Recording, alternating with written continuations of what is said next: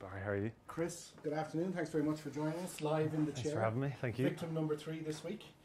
Listen, Chris, we'll start off with first cap. Congratulations. How were you feeling on Saturday after the final whistle went? I was a bit battered, fatigued, but I felt amazing. It was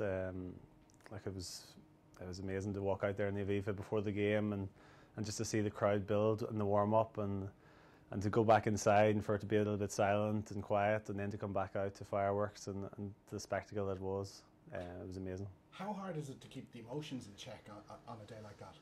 Yeah, it's quite tough. I think the build-up's one of the toughest things. I think you can lose track of yourself and get a bit mentally drained in the build-up if you're not careful, because it can be long. If the game kicks off in the evening, what do you do in the mornings? All you do is run over scenarios in your head, and you're sitting in the hotel just waiting for it to happen. And it's just important to sort of switch off at times and just let the day pass you a little bit before you switch on mentally too early. And then post-match, obviously, probably the most nerve-wracking thing a new cap has to do is to sing at the team dinner or on the team bus. Did that happen to you on Saturday night afterwards? Yeah, it did. I suppose I was 24th man the week before, and I had a little bit of a heads up because I got to watch Bundy and Darren Sweets sing. So I think as a rugby player as well, whenever you start your career, you sort of learn that you need to have a banker ready for that kind of situation. So I was ready for it, and it seemed to go down well enough. And what was your song? Paul Simon, You Can Call Me Al. And did it go down okay? It did. I was lucky that the Fijians didn't get up before me because they got up after and they were like an orchestrated choir. Their harmonies were super, but mine was a bit messy. You talked about the build up to the first cap, and for you, it's an unusual one because you've had an unusual journey to your first cap. It's been almost like a whirlwind in the last few months, but it's been a long road getting there. Can you talk us through the trip from Ulster to Grenoble, the 3 years there, and then now you're back with Munster?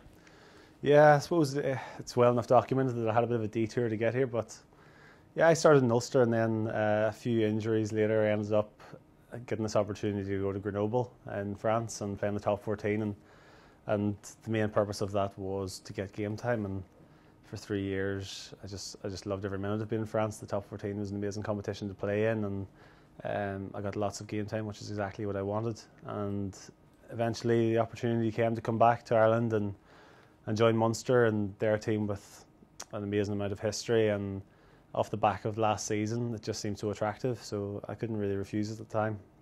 And then you got the call up for the squad in November. How did that feel? Yeah, it just felt really good. I was involved sort of at the start of the season in a small weekend camp, and from then on just tried to perform as well as I could for Munster, and eventually got the nod with Joe, and that was the start of it, and that was the first part where I realised, look, this might actually happen. There's a chance of me getting involved in the game over November, so that also felt amazing. And the dream came true obviously on Saturday. Now you're sort of back to reality. You came back into the team hotel last night, was it?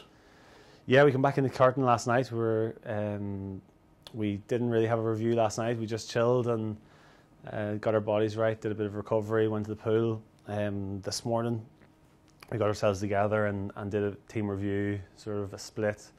Some of us went back to the pool for a bit more recovery, and the backs did a review of our session and the forwards did a review of theirs. It's a funny sort of a day, the Monday, isn't it? Because there's a lot of work to do, but equally there's still an awful lot of rest and recuperation to be got into the body in a way. It is, yeah. After a game like that against Fiji, who are incredibly physical and they battered us around at the breakdown a few times, and particularly after games like that, you really have to look after yourself come Monday, and even 48 hours later you can still feel the effects of how physical of an encounter that was. So it's important that on Monday you sort of, when you're thinking of going forward and you're thinking of the game going forward, it's mainly mental, and you've got to think of what you can do better and how can you improve, but physically you're just recovering and trying to get your body right for Tuesday. Sure. Just to go back to the match again, there's a question in here, and it's an interesting one. It's one I've been meaning to ask a few players. A lot of them wear the headsets coming in, and this guy Rory Nickel wants to know, what's the best song for you for getting pumped up for a match, or is it music? What do you listen to? I might have been wearing the headphones coming in, but for the majority of it, I had one ear off the side of my head because I was trying to soak it all up. The whole escort into the stadium, all of that, I was just trying to soak it up. I was enjoying it.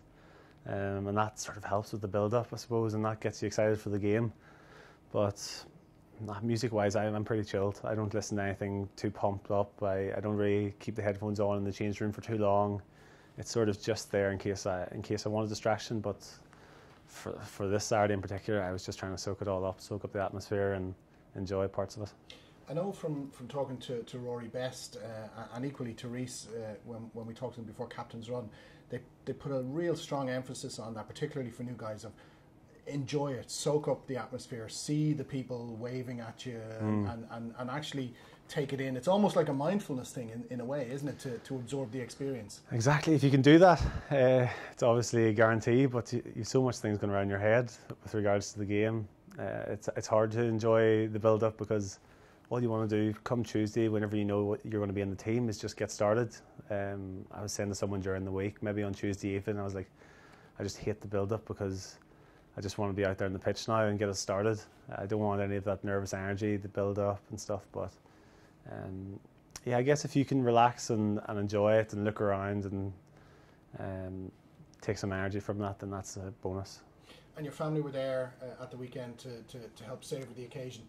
Yeah, they were. There was 12 of them down from Tyrone, from an area, and they loved it. They've spent a lot of time travelling over to France and watching games in the top 14, and they used to love that as well. But this is a different kind of enjoyment because there's a pride, there's a bit of emotional pride involved in representing your country, and I'm sure they're extremely proud to watch me do it as well. And the club you started in was Clogherhead, is that right? Clogher Valley. Clogher Valley. Yeah. So they'll be very proud of you as well. Yeah, they would be. It's a small club, tiny little club, so I'm sure they're happy to have an international in there. Well, Chris, we're delighted for you. It was a fantastic game. Delighted to see you get your first cap. Thanks very much for joining us in the chair this week. Thank you, Barry. Thanks for having me. Thanks very much.